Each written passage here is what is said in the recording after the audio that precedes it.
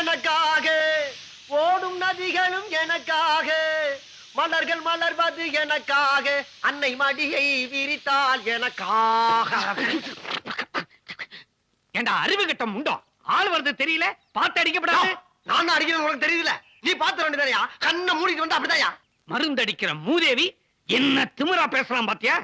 கொஞ்சம் கூட மரியாதையே இல்ல. ஐயர, நீ மரியாதையா பேசினாதானே அவன் மரியாதையா பேசுறதுக்கு.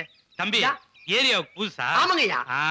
இதுதான் நம்ம வீடு. அப்படியா? பின்னால வாழை மரம் செடி எல்லாம் இருக்கு. கொசு ரொம்ப ஜாஸ்தி. அங்கெல்லாம் மருந்து அடிச்சுடு. அப்படியே பாத்ரூமுக்கு அடி. அடிக்கிறது அடிக்கிற, கொஞ்சம் வாசனை மருந்து அடி.